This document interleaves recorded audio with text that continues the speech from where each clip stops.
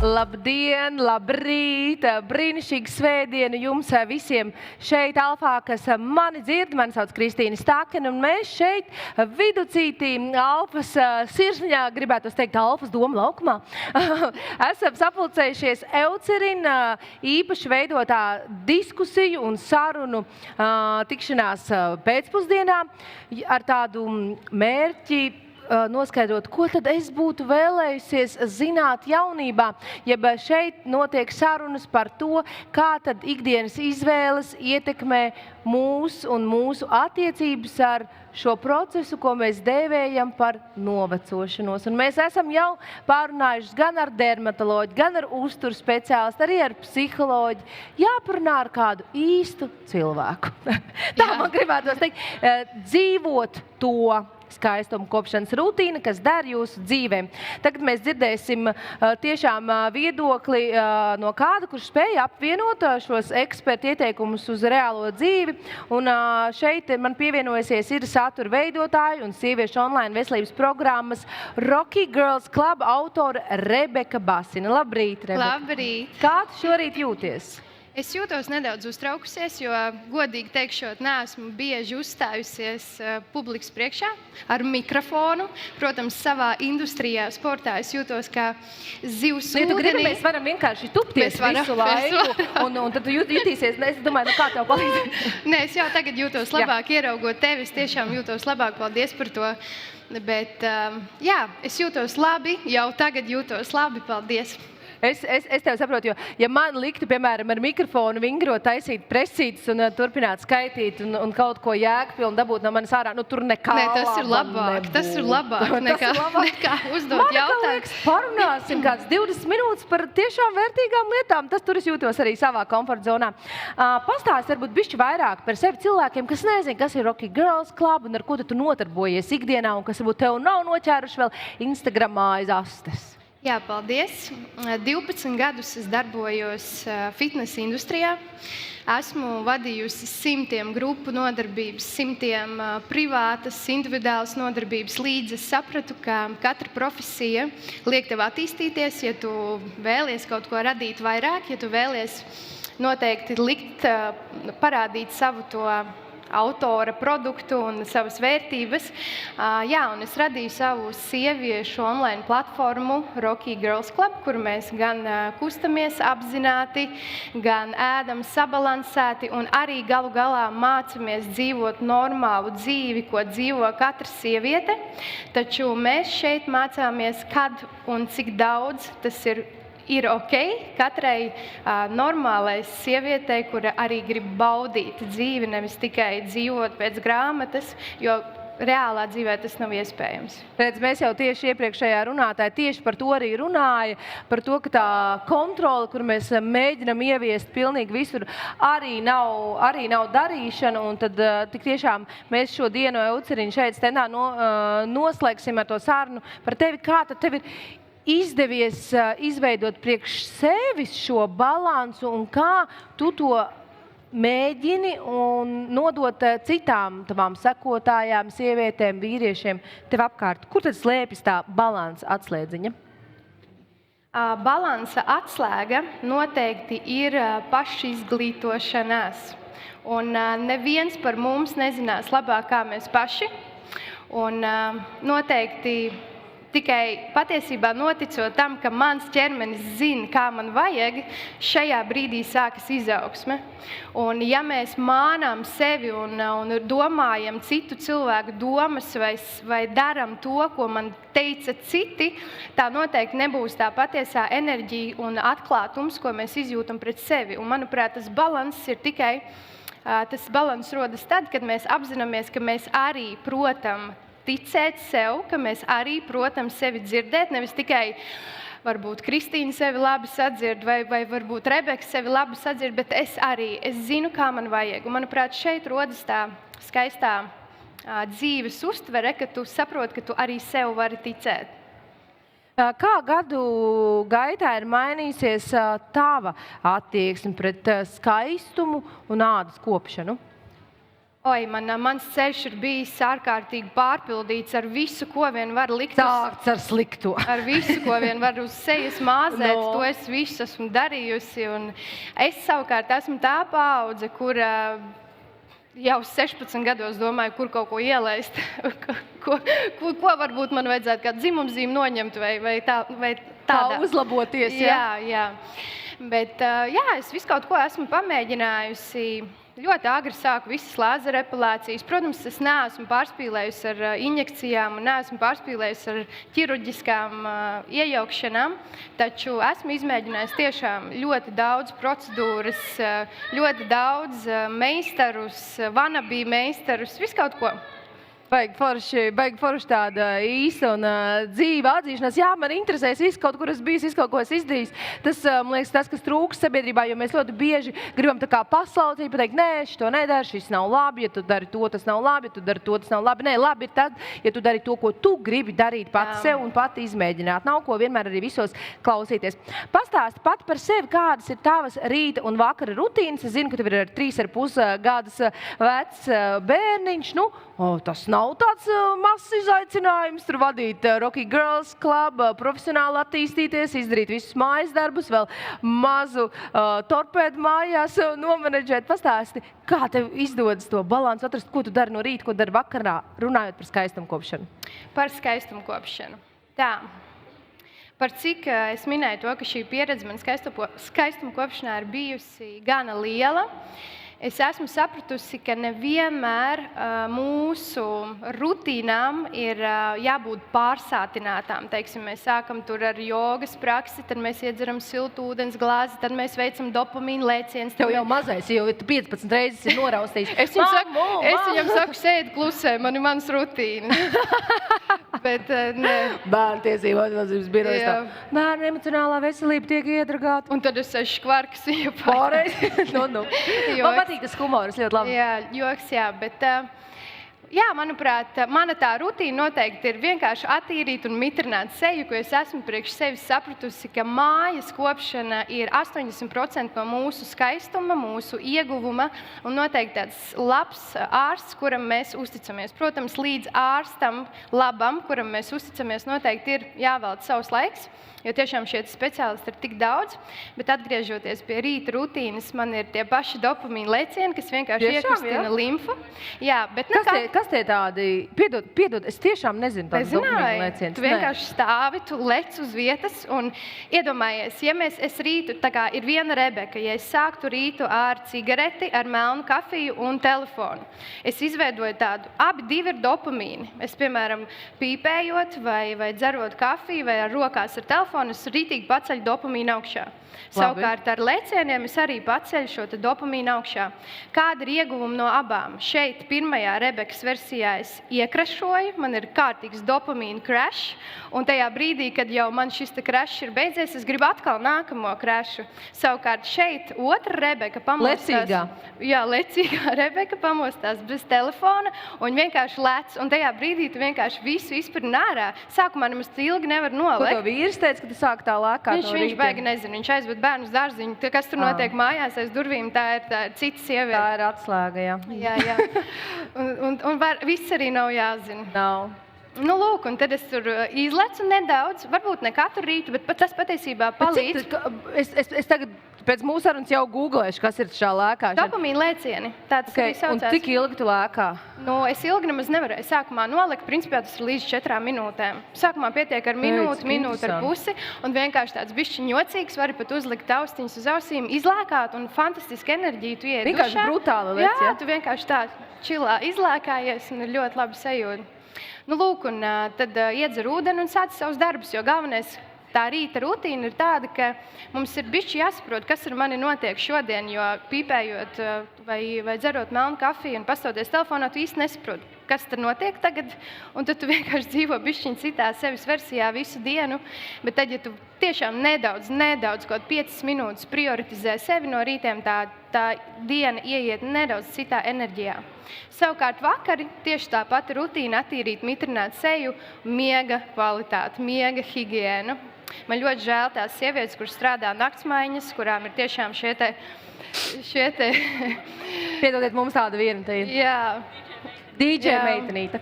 Un tas gan, jā, tā tad, Ilgtermiņā tas nebūs nekas labs jūsu seizā. jā, tas Nē, ir mans vakar rutīns. Vakar rutīns izcils, no rīta dopamīna lēciena, vakarā pateicības un afirmācijas. Tu raksti vai padomā? Es rakstu. Es Tev tagad mazais ļauj rakstīt? Es viņu nolieku gulēt, un es ņemu savu klādi vaļā, un es rakstu Un cikos viņš iet pamēģini. gulēt? Es viņu 8:30 lieku dušā, 9 muti ciet, acis ciet, gulēt, man ir jāraksta. Man tev jāņem uz mājām. Joks. Nē, nu, kā man sanāk 9:30 reizēm, Jā. bet es to izdaru, un tas fantastiski strādā. Apņemšanās, vai ne to izdarīt? Bet es nekad nedomāju, ka es to darītu. Es tiešām Vai neesmu ne? tas cilvēks, kas to darītu, bet tagad, kad es jūtu tā nozīmību, es pagājušajā trešdienā ierakstīju, ka es gribu braukt ceļojumā. Ceturtdien man vīrs zvana, viņš saka, klausies, man ir viens te darba brauciens, vai braucam nākam ceturtdien? Es saku, jā, braucam. Viss. Ierakstīju. Es atvainojos, es nevaru turpināt vadīt šo sarunu, man jāiet rakstīt afirmācijas. Pateicības arī. Pateicības un afirmācijas. Labi, paskatīšos, kas man bija rakstīts scenārijā, jo mēs te esam aizgājuši Jā, tādā pašplūsmā. Tā. Kā satura veidotājiem, kurš dalās ar tik daudzām dzīves detaļām, tiešsaistē izdodas saglabāt patiesumu un vienlaikus nejust spiedienu vienmēr izskatīties perfekti? Es neizskatos vienmēr perfekti točnas satura veidošanas procesā. Man ir tāda Bet tu mēdz ielikt arī to saturu, kur tu neizskaties lūk, perfekti. šeit ir ļoti skaisti divi stāsti. Es satiku vienu sievieti dzīvē, un viņa saka, ārprāts, es vakardien skatījos storijā, ka tu taisi bērnu mēst, man likās, ka tu vispār negatavo. Un man likās, wow, es tiešām radu nepareizi iespēju par sevi, jo es gan kotletes cepju, gan mājas treniņbiksēs atrodos, un šad man ir arī nemazgāti mati. Un, manuprāt, tas ir pilnīgi ok, bet cilvēks redzot no malas varbūt šo te uzspodrināto tēlu reizēm iztēlojas versiju par mani, kur patiesībā nav. Un, pēc šīm pieredzēm es esmu sākusi likt tiešām mājas tērpā, tiešām kādas esmu saturu. Jā, varbūt šis saturs nav uzspodrināts, bet viņš noteikti ir īsts. Un, saglabāt patiesumu man nozīmē noteikti runāt atklāti par savām vērtībām. Un es pārstāvu arī sporta industriju, kur manai identitātei ir jāatbilst tomēr šai te industrijai, kas nozīmē, ka es īsti nevaru dzīvot. Kas ir, piemēram? Tā, kad es nezinu, protams, esmu cilvēks, es esmu gājusi uz naktsklubiem un esmu iedzērusi, bet ar laiku, kopš mēs sākam varbūt sev tuvināties, tas Ka vienkārši novecot pasas dati arī palīdz. Tas arī, ka tu sāc palikt vecāks, tas mazāk varbūt ir aktuāls, un tu vairāk novērtē to, kāds ir miega ieguvums, kāds ir sestdienas rītā pamosties izgulējušam, nevis varbūt pirms 40 minūtēm aizmigušam. Tas, ko tu arī pati šīs sarunas sākumā sāki teikt, ka tā izglītība, pašizglītošanās un tā pilnveida ir tā, kas tev ļoti palīdz saprast, sajust tevi, uz kādu sevis versiju tu ej, un arī ilgtermiņā mēs kā šeit runājam par novecošanos. Jā, skaidrs, ka mēs visi novecojam, bet novecot var kvalitatīvāk, un kā to izdarīt kvalitīvāk, protams, pieskatīt savus smadzenes, lai tās nesteigā tur, kur pašām tīk, pieskatīt savus ķermeņus, lai tie neizplūst visām pusēm, bet turēt to savu kori tādu organizētu, vai ne, un varam mēs pietupties 10 reizes no rīta, un varam mēs 10 presītes uztaisīt. Vienkārši tas jautājums ir, vai mēs to prioritizējam savā dzīvē, vai ne, un tā izglītotība palīdz to saprast. Ir tik daudz jaunas pret novecošanās tendences, aktualitātes, procedūras. Kā tu izvērtē to, kurus patiesi ir vērts izmēģināt? Jā, tiešām mūsdienās, manuprāt, ir tik viegli apjukt šajā lielajā informāciju gūzmā. Un es arī esmu apmaldījusies, un līdz šai dienai es nevarētu teikt, ka es 100% zinu, uz kurien man iet un kam ticēt. Jo atkal atgriezīšos pie šīs te pašizglītošanās un labā rīka ChatGPT, tiešām salīdzināt un pašam saprast, kāda ir mana ādas kvalitāte, kas man ir nepieciešams. Un Es domāju, pēc iespējas vairāk prasīt, pēc iespējas vairāk pašizglītoties, pēc iespējas vairāk tiešām izprast, vai man tas ir nepieciešams, jo, manuprāt, tās tendences, kas ir šobrīd haipā, kaut kādas, teiksim, viena noteikta procedūra, nevienmēr ir nepieciešama visiem. Tā ir. Kā tu jau tikko minēji, ka tu izvēlējies padalīties arī par savu to ikdienu, bet ko tu tomēr uzskati, ka tev kā satura veidotājiem būtu jāpatur pie sevis? Zini, mēs runājam vienmēr, es arī satura veidotāja, un es arī reizēm domāju, jā, varbūt tas ir par daudz, varbūt tas par maz, un tad vienreiz ieliku video, kur es cepu kartupeļus 25 minūtes un stāstu par savu opīti, kurš ir miris, un to, kā viņš cepa tos kartupeļus. Un cilvēkiem tas nenormāli patīk. Man liekas, tā kā ārprāts tas bija vienkārši bezsakarīgākais, ko es jebkad esmu ievietojusi internetā. Un man likās vienkārši, kaut kāds, tev nāk tāds verbālais izvirdums, un tu tur kaut kā viņu to ievieto. Kā tu izvērtē, kā tas veido tevi, tavu to feedu, ko tu izvēlies padalīties? Es domāju, ka ir lietas, par kurām nevienam no mums nevajadzētu runāt, vai tas ir saturs, vai tā ir reālā dzīve, jo mums vienmēr ir mēs nedrīkstam aizmirst, ka mums katram ir savs dzīves gājums, savu pārdzīvojumu, savu pieredzi šobrīd, ar ko mēs saskaramies, un nevienmēr no Instagram veidola mēs varam spriest par pašu cilvēku. Taču es noteikti atbalstu savu autentiskumu, un es patiesi atbalstu to, ka pasaule šobrīd iet uz to, ka cilvēki kļūst arvien atklātāki tieši savā autentiskumā un savā identitātē. Un man nav tādas lietas, kuras es nesaku, jo es esmu diezgan atklāta kā satura veidotāja, tā arī dzīvē. Un man negribas neko slēpt. Es esmu tikusi nofilmēta gan ar burgeru, gan ar saltu rokās. Un, es nezinu, es neesmu to storijas dzēsus ārā, jo es negribu kādam citam dzīvot, un es negribu pierādīt to, ka es to nedaru. Un, manuprāt, ir kaut kādas robežas visam, bet izlikties kādam citam, tas nebūs priekš manis. Jā, katram atrast to savu. Kā tev liekas, kā saglabāt godīgumu, ja katrs zīmols sola brīnumus? Iedošu tev piemēru.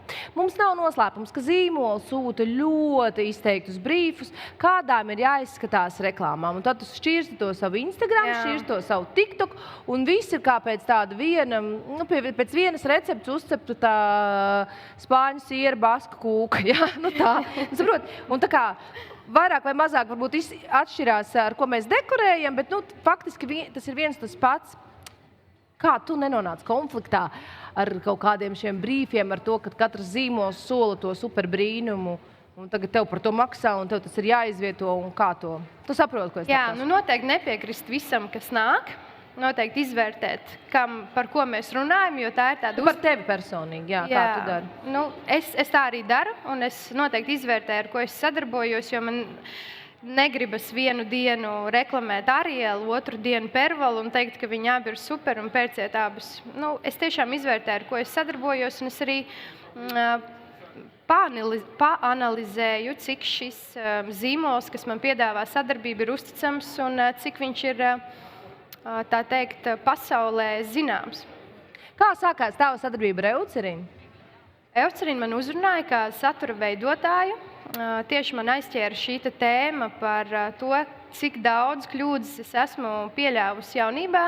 Un man tādas ir ļoti daudz, kā piemēram nelikt SPF pēc augšlūpas lāzerepilācijas un dabūt šeit tādu skaistu ūsu, ar kuru man bija jācīnās entie gadi. Tā kā, man tā pieredze ir bijusi tiešām liela un kurioza, un tas man arī paķēra sadarboties ar Eucerinu.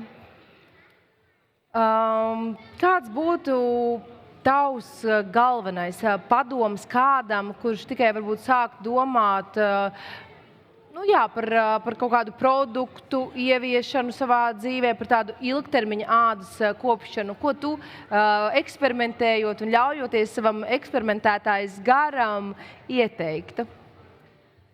Nesākt ar kaut ko, sākt soli pa solim un vērot savas izmaiņas, vērot savas sejas izmaiņas, kā tiešām seja reaģē uz jebko, ko jūs esat nolēmuši darīt. Un, ja kaut kas ir bijis par daudz, noteikti ņemt arī pauzi un ļaut atpūsties gan sev, gan savai sejas ādai. Ja iepriekšējām runātājām es vaicāju vai nu 3 padomus, vai nu 3 produktus, tevis vaicāju 3 vingrinājumi, kas būtu jāizpilda katram un katrai vismaz dienas nogrieznī, dienas laikā. Manuprāt, elpošana, mūsu mīļā elpošana, jo tas ir superīgs rīks, kā atgriezt savu nervu. Parādi savu elpošanas vingrinājumu. 4 ielpas, 4 izvelpas. 1, tā kā uz 4. Aizturēt un 1, 2, 3, 4 izelpot. Man kā skrejošam cilvēkam un noteikti cilvēkam, kam liekas šis viss tāds nedaudz bullshits, es to pamēģināju un tas strādāja. Nu, lūk, tā kā nervu sistēma, kopš es uzsāku terapijas sesijas, man terapeita teica, Rebeka, tev ir nervu sistēma tik ļoti uzbudināta, taisa tās elpošanas. Domāju, es negribu tās elpošanas taisīt, bet līdz es pamēģināju, es tiešām varu nomierināties, tā kā tā ir viena lieta. Tad tas lecīgums ir lēkāšana no rīta, es aizmirsu. Arī dopamīna lēcieni ir ļoti laba feature. Lecīgā Rebeka, tā es tev ierakstīšu šo telefonā. Paldies.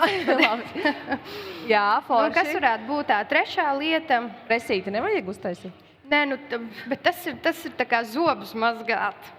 Šis ir tā kā papildus. Tā nav. Tas ir, labi, ja mēs kad es taisīju pēdējo reizi presīt. Labi. Kad tu taisīji pēdējo reizi presīt? Pirms kādām 3 dienām. Bet tas ir apsveicam, brīnišķīgi. Spēlējoties ar bērnu, ne jau apzināti. Nē. Labi. Fiziskā aktivitāte, tas ir, man tā tiešām ir pašsaprotama lieta. Bet ne visiem tā ir, ne visi. Mēs esam... Ko tu saki par pastaigām, par tiem soļiem, par to soļu vākšanu, skaitīšanu? Tas ir kā tāds trends, es gribētu teikt, arī Covid palieka, ja?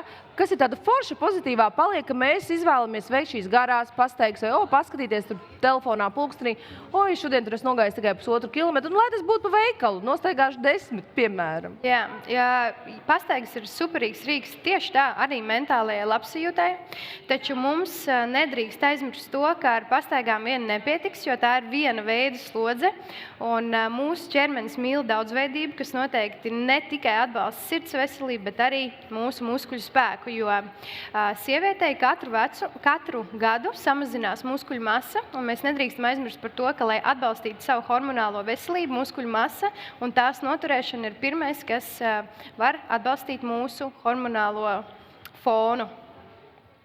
Rekā, es ceru, ka jums bija pildspalvas rokā, ka jūs pierakstījāt, ka jūs sapratāt, ko jums saka Rebeka.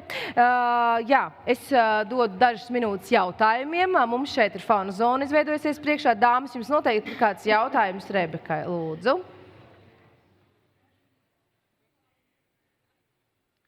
Nav jautājumu. Labi, tā, jums noteikti ir kāds jautājums, jums ir tāds attāls, bet tomēr sakars ar šo pasākumu. Jūs noteikti arī varat izmantot savu dienas stāvokli un uzdot kādu jautājumu, lūdzu. Atskaņošu audio, lai visi dzird to jautājumu. Tas jautājums viens no tiem, ko mēs tā kā arī pārunājām, ka cik daudz rādīt publikai, cik noslēpt, varbūt no publikas es pagriezīšu šo jautājumu vēl vienā tvistā. Kad tu filmē to saturu, kad tu tā ieplāno, kad tu tagad taisīsi saturu par to un to, vai vienkārši on the go, ka tev, man tagad ir iedvesma, tevi varētu nofilmēt vienu video? Jā, jo cilvēki mīl tevi šodien, un es esmu saskārusies ar to, ka es bieži kaut ko neielieku tieši šī perfekcionisma dēļ. Jā. Un es šobrīd esmu pasākusi likt to, kas notiek šobrīd, nepieliekot subtitrus, nekoriģējot pilnīgi neko, kādas esmu, es ielieku, jo cilvēki grib saprast, kāds tu esi šodien, nevis tikai tad, kad tev ir jāieliek sadarbības video vai arī jāieliek kaut kāda reklāma. Lūk, tā kā, manuprāt, ir lietas, kuras noteikti nav jāpublicē sociālos tīklos, manuprāt, attiecības. Jā, par tām mēs varam parunāt, ja tam ir nozīme, un šis ir aktuāls jautājums, vai ir laiva tēmas vai sarunas par attiecībām, bet, manuprāt, ir tādas ģimeniskas vērtības, savstarpējās attiecības, kas notiek mājās, un tās tomēr, man liekas, katram ir svētas, un, manuprāt, tas ir arī ļoti dārga lieta, ko sargāt. Tā ir. Rebeka, mīļš, tev paldies, ka tu pirmkārt padalījies ar to, kā tev izdodas ieviest skaistumkopšanas vai fiziskās aktivitātes un rutīnas. Man ļoti patīk tava ideja par šīm 4 elpām un izelpām. Man patīk tava ideja un es centīšos to aizgūt. Es ceru, ka arī jūs centīsieties to aizgūt par to lēkāšanu no rītiem. Lecīgā Rebeka. Es rīta izmēģināšu no rīta. Pamēģini, jā. Un ielikšu Instagramā uzreiz, bet lecīgā labi. Rebeka teica, esi lecīgā Kristīna. Un es tev iedošu tādu īstu feedback par to, kā tas strādā. Bet jūs, dargie dāmas un kungi, visi, kas vēl ir šeit, jūs noteikti nāciet. Šeit mums ir laika mašīna. Ir iespējams atgriezt laiku vai arī griežot laiku turp šurp, tikt pie brīnišķīgiem produktiem no Eucerin.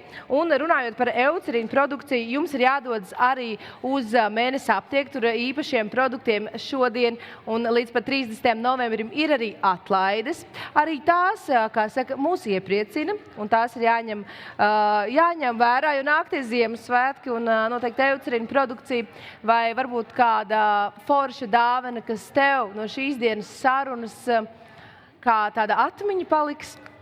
Es ceru arī iedvesmos tevi šim mēnesim līdz gada nogalei. Un īstā diena, kad sākt dzīvot, ir tikai un vienīgi šodiena, ja tev nav sanācis vakar.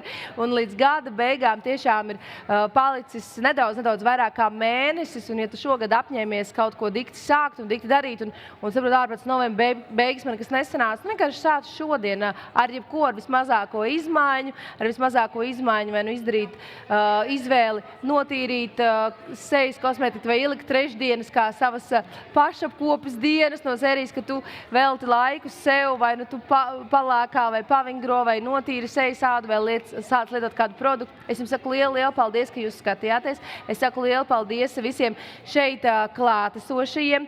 Aicinu jūs vienkārši būt patiesiem īstiem, jo tas bija faktiski tas, ko visas 4 runātājas dienas garumā šeit teica, ka tev ir jāklaus tā sava sirds balss, neskriet līdzi pūļiem, nepirkt to, kas ir visiem, nedarīt to, ko dara visi, bet sajust to īsto patību, to sevis būšanu, un tad arī mēs kļūsim par laimīgākām sevis versijām. Man sauc Kristīna Stakena, un šis bija brīnišķīgs rīts, brīnišķīga pēcpusdiena šeit, Alfā, kopā ar Eucerinu.